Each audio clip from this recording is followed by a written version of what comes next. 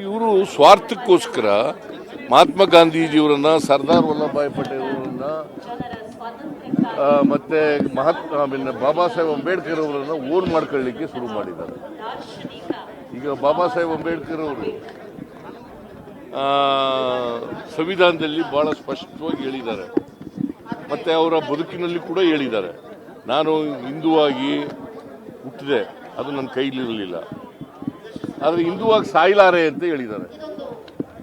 ಹಿಂದುವಾಗಿ ಸಾಯಲಾರೆ, ಇದು ಬಾಬಾ ಸಾಹೇಬ್ ಅಂಬೇಡ್ಕರ್ ಅವರು ಹೇಳಿರೋದು. ಅದಕ್ಕೋಸ್ಕರ ಅವರು ಹಿಂದೂ ಧರ್ಮವನ್ನು ಬಿಟ್ಟು ಬೌದ್ಧ ಧರ್ಮವನ್ನು, ಯಾಕೆಂದರೆ ಅವರು ರಿಫಾರ್ಮ್ ಮಾಡಲಿಕ್ಕೆ ಪ್ರಯತ್ನ ಮಾಡಿದ್ರು.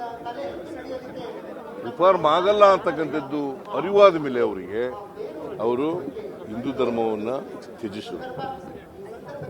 ಬೌದ್ಧ ಧರ್ಮವನ್ನು ಎಲ್ಲಿ ಸಮಾನತೆ ಇದೆ, ಮಾನವೀಯತೆ ಇದೆ ಅಂತ ಧರ್ಮವನ್ನು ನಾನು ಸ್ವೀಕಾರ ಮಾಡ್ತೀನಿ ಅಂತ ಬೌದ್ಧ ಧರ್ಮವನ್ನು ಸ್ವೀಕಾರ ಮಾಡಿದ್ರು. ಸೊ ನಮ್ಮ ಸಂವಿಧಾನ ಈ ದೇಶಕ್ಕೆ ಈಗ ನೆಹರೂರವರನ್ನ ವಿರೋಧ ಮಾಡ್ತಾರೆ ಭಾರತೀಯ ಜನತಾ ಪಕ್ಷದವರು. ಸಂವಿಧಾನ ಬರೀಲಿಕ್ಕೆ ಅನುಮತಿ ಕೊಟ್ಟವರು ಯಾರು? ನೆಹರು ಅಲ್ಲ. ವಿರೋಧ ಮಾಡೋದಾಗಿದ್ರೆ ಮಾಡ್ತಿದ್ರ? Hindu code bill ತಗೊಬಂದ್ರು.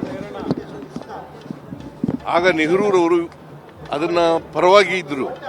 ನಮ್ಮಲ್ಲಿ ಇರ್ತಕ್ಕಂಥ ಕೆಲವು ಶಕ್ತಿಗಳು ಅವು ನೆಹರೂರವರಿಗೆ ಜಾರಿ ಮಾಡಲಿಕ್ಕೆ ಬಿಡಲಿಲ್ಲ. ಆದರೆ ಹಿಂದೂ ಬಿಲ್ ಕೋಡ್ನಲ್ಲಿ ಏನೇನು ಹೇಳಿದ್ರು ಅವೆಲ್ಲನೂ ಕೂಡ ನೆಹರೂರವರು ಅವರ ಜಾರಿ ಮಾಡ್ತಕ್ಕಂಥ ಪ್ರಯತ್ನವನ್ನು ಮಾಡಿದರು.